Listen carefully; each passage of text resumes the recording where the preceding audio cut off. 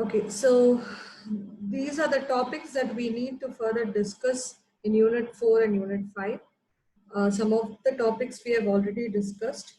The remaining are these which we are yet to discuss. So as and how it is possible, we'll try to complete it and make the best use of the time we can. So in 4th unit, I'm going to go to authentication functions first. So this is my notes. I will just forward this PDF also, so don't worry.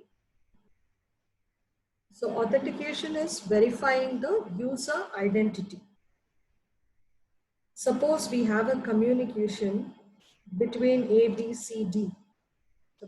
Suppose we have a communication between A, B, C, D. And if A is sending a message to C, although there is B and D, C should receive only from A. So this is called as what? Authentication. Okay. Authentication is verifying the identity of the user. So suppose we have a communication between A, B, C, D, and if A is going to send a message to C, even though you have B and D in the network, C should receive only from A. So ensuring that is called authentication. And confidentiality is protecting the information from any unauthorized access, because when you send data from A to C, there can be interference by someone who can alter the data. So protecting that is confidentiality. Now here what we are going to see, we are going to see the authentication functions and the authentication algorithms that will be helping to prove these functions. So generally there are three types. Okay, message encryption, and then you have MAC, that is message authentication code, and hash functions. So 1, 2, and 3. These are the three types of authentication functions. So let's see one by one.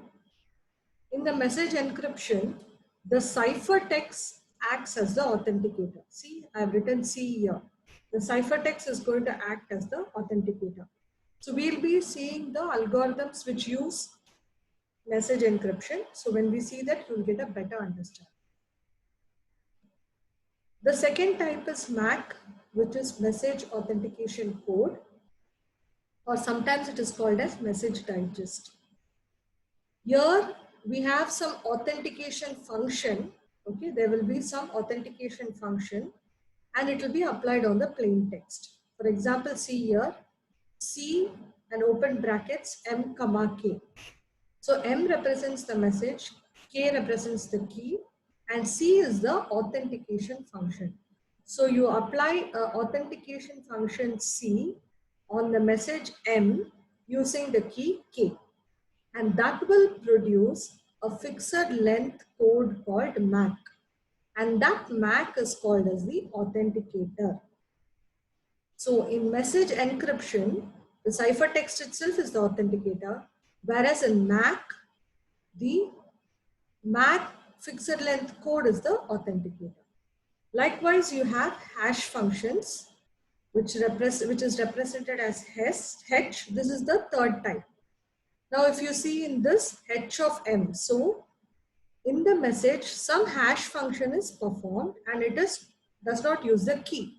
Here simply the function is applied on the message to give a fixed length code that is called as hash code.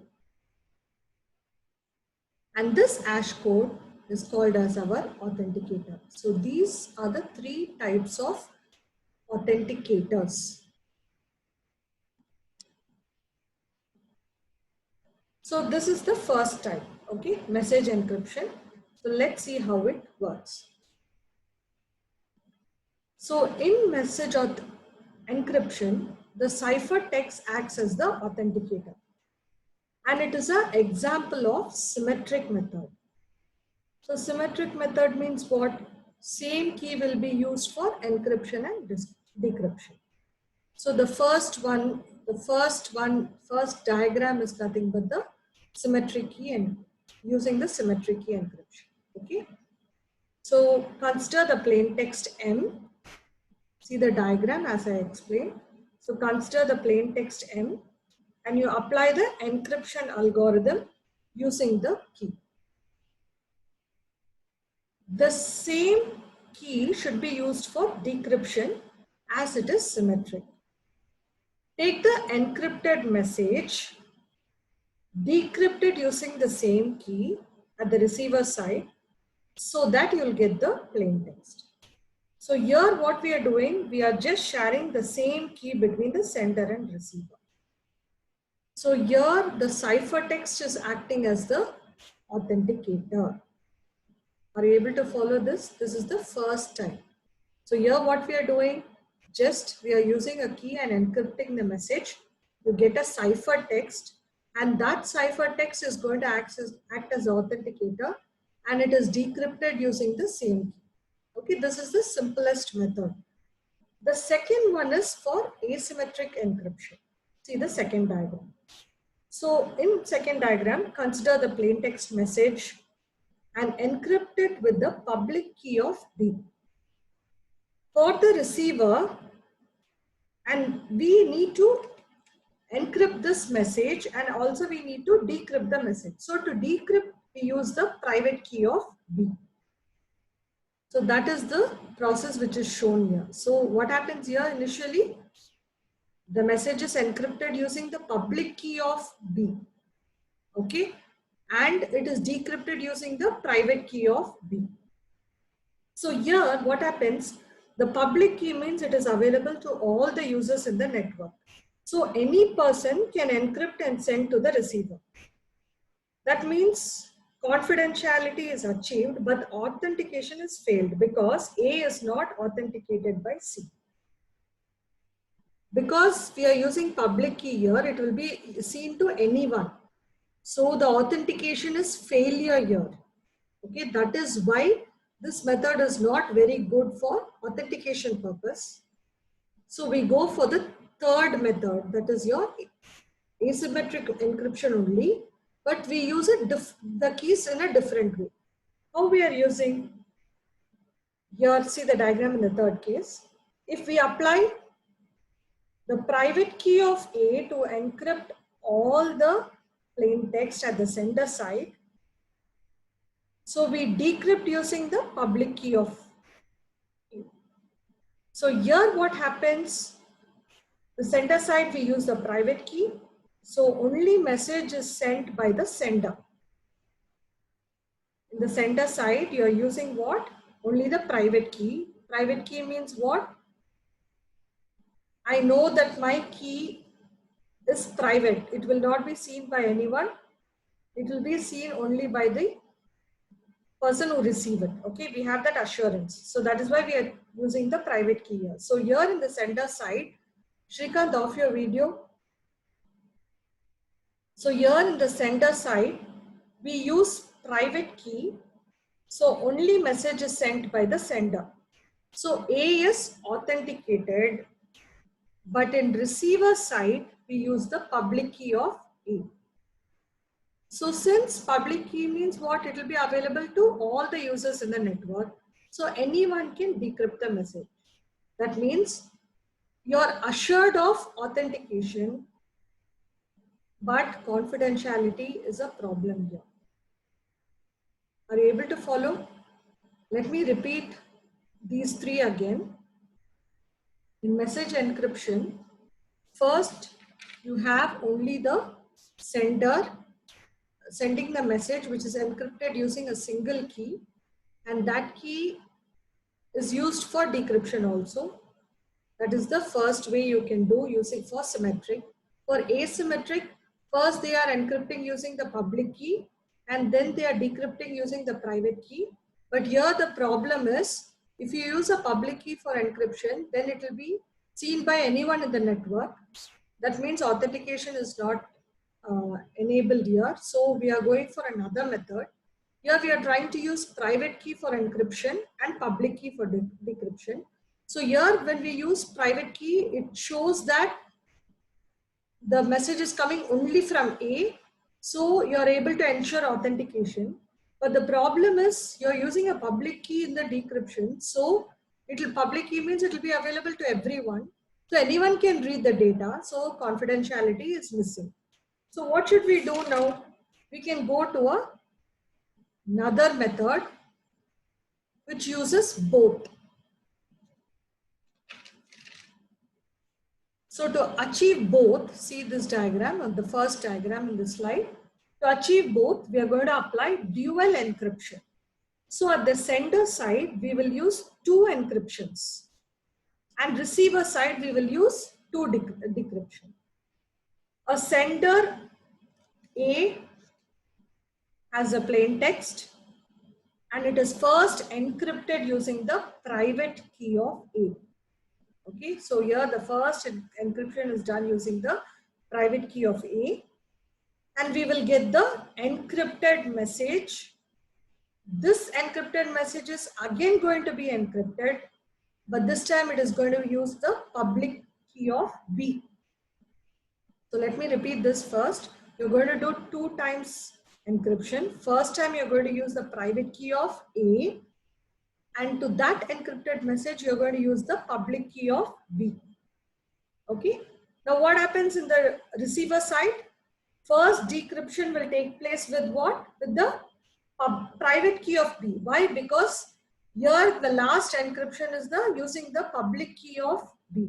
So if you want to decrypt this first, you have to use its corresponding private key. So the first decryption takes place with the private key of B. Then the second decryption takes place with the public key of A. Because here we are use the private key of A. So in this method, we achieve both the confidentiality and authentication. That is, at the sender side, we use private key of sender. I'm repeating again, okay? At the sender side, we are using the private key of the sender, which is not shared. So compulsorily, the sender will send the message. That is assured for us. Again, we are encrypting with the public key of B. So at decryption, we decrypt using the private key of B, which is not shared by the but it can be known only by the receiver. So in both the levels, second level and first level, we are ensuring authenticity, at the same time confidentiality also. So second level, we decrypt using public key of the sender. So sender and receiver both are authenticated. Only sender can send message, only receiver can receive message. So this achieves A and C communication, A and B communication effectively. Okay. So this is the third and the final method of message encryption technique, which is the best method. Now next is your MAC authenticator, how they used MAC. Okay. So MAC is a secret key, they use it, MAC. So the plain text, what they do, they apply the function C along with the key. So see the diagram. The plain text is this message. They use a MAC function and a key is applied. So we get a code called MAC. This code is appended. You can see this appended symbol. It is appended with a message, so that we get a plain text message and MAC. So you get a plain text message and MAC. This is sent to the receiver. Okay. So first I'll repeat it. To the plain text message, you're going to apply a MAC function with the help of a key.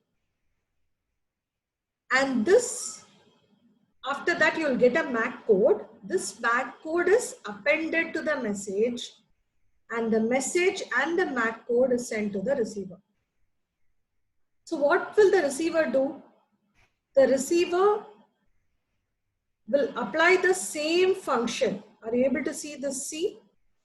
The C is the MAC function. So the receiver is doing the same thing.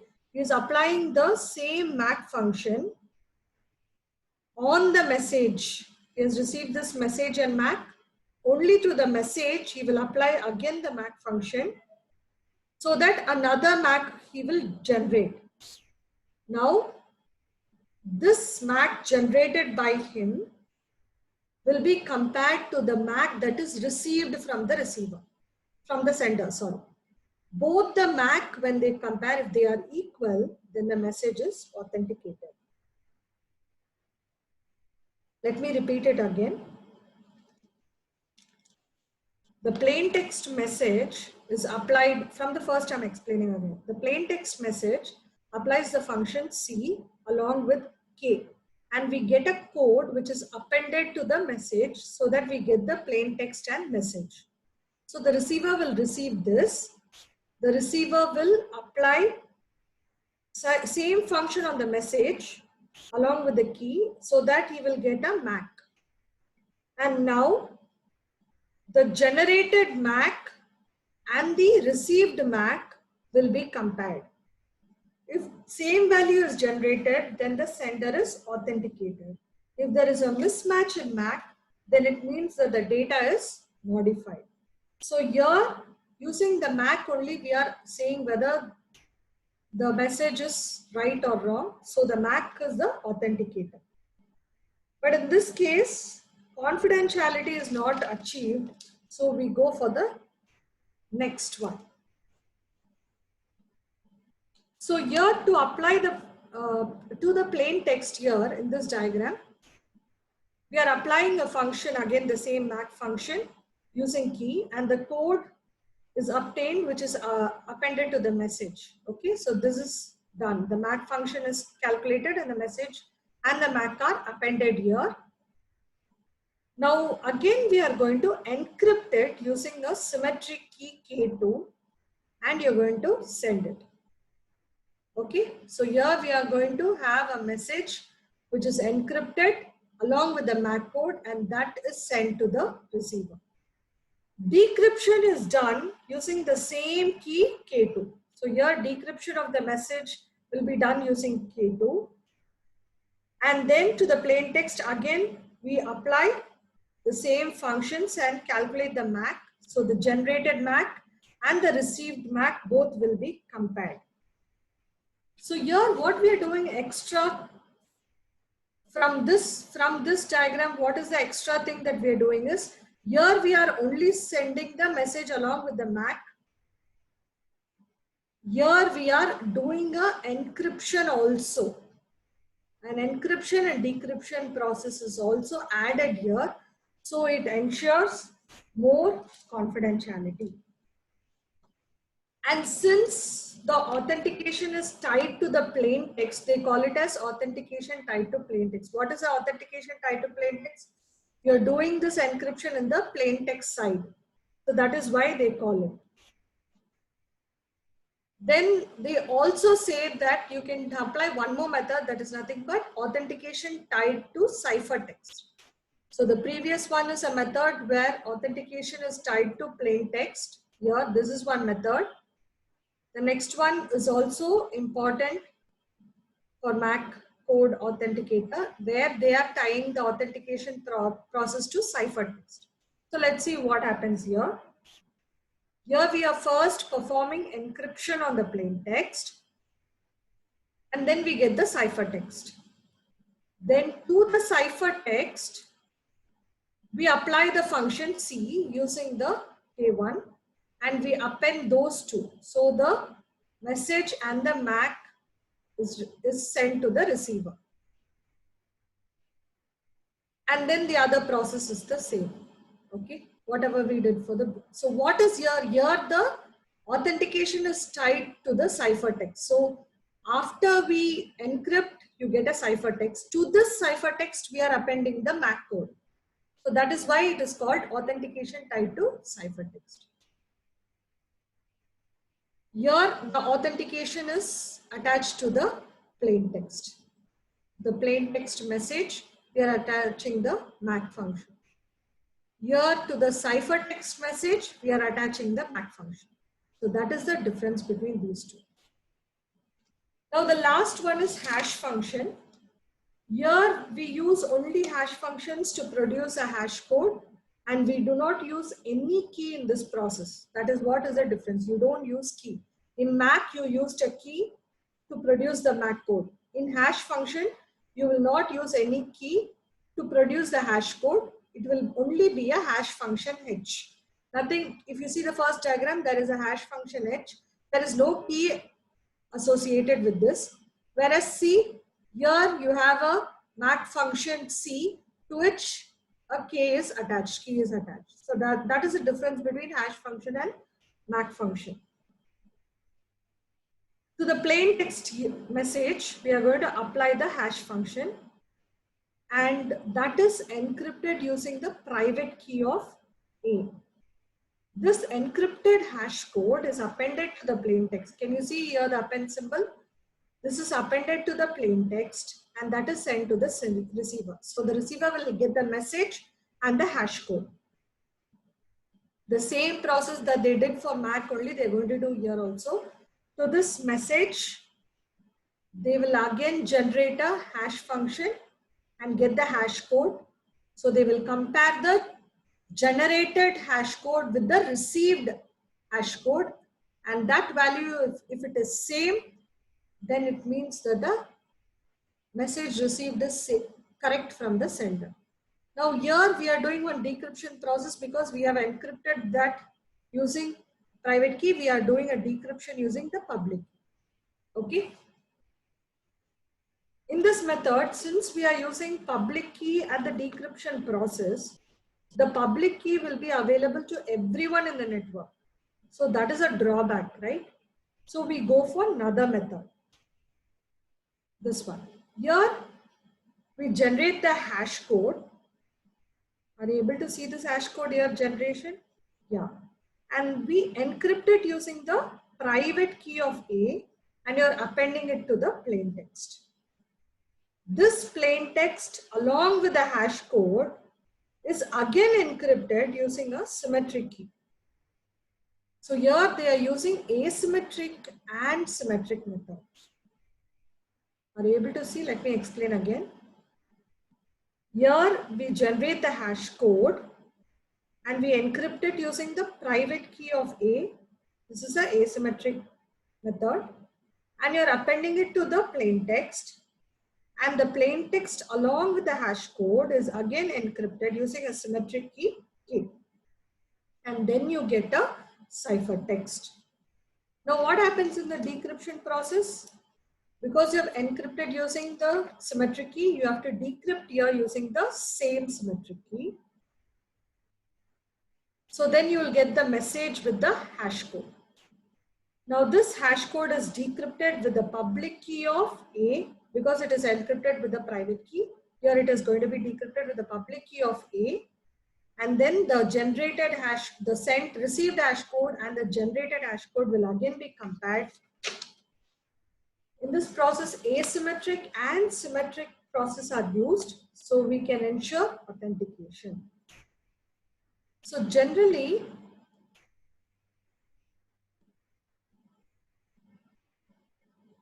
okay, so in this process, MAC and hash code process, both can be called as message digest. MAC can be called as message digest.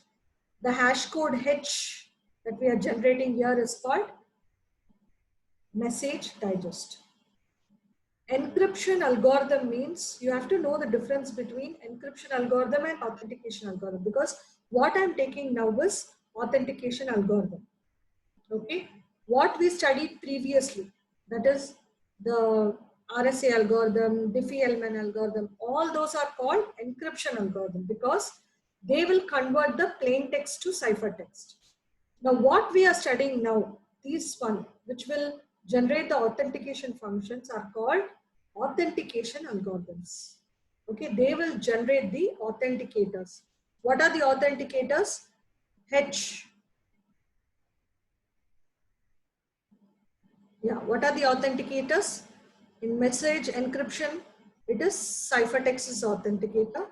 In MAC, it is MAC, MAC, MAC is the authenticator. In hash function method, H hash code is the authenticator. And these are the different types, algorithms you use to generate the authenticator. So if in exam, if they ask you what are the authentication algorithms, then you have to write about these things. And also we are going to learn few other algorithms in the next class, maybe tomorrow and day after. Okay.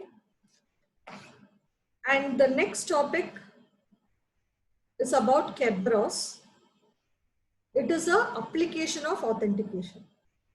Okay, this is, if they ask you, explain an application of authentication, then you must talk about Kerberos. Sometimes they will specifically ask you also about Kerberos.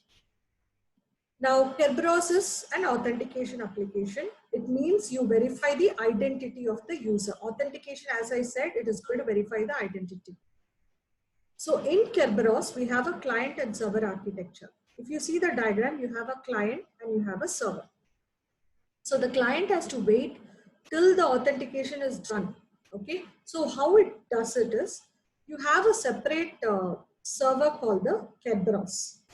In the Kerberos, you have an authentication server and a database. So first what happens, see, I've circled one. This is the first step. So whenever a client wants to access a server, it has to request an ID of the server, and that request will go to the Kerberos. The Kerberos will check, the server will receive that request and it will check its database. So in the database, how the checking is done? By username, password. When you enter a username and password, you can go into this authentication server and it will check the database and it will give you a ticket. This Kerberos will give you a ticket. That is the second step. That is ticket of server. V is nothing but the server. So with the ticket of the server generated by the Kerberos, the client will contact the server for any application. So once the server sees the ticket, it will know that the client is a valid one. It has been approved by the authentication server. So it will give the response. So are you able to follow this? I will repeat it once more. It's very easy. It's an authentication application. So Kerberos is an authentication application. Here you have a client and server. When they have to interact, they go through this Kerberos server. The client will request the ID of the server to the Kerberos by entering a username and password. This authentication server will check its database and see whether the server and the client are approved one. If so, then it will grant a ticket. That is the second step. The ticket will have the ID of the server. V is nothing but the ID of the server. Once the client receives the ticket of the server, it will send that ticket to the server. That is your third step. Now the server will be confirmed that the ticket is the right one and it will respond and give the following service, whatever service is requested by the client. Okay. Actually, we have another few more topics in Kerberos, but I'm going to wind up the class for today. And just don't go out of the meeting because we'll be taking the attendance now. So just stay on the line. Today's class will be sent to you.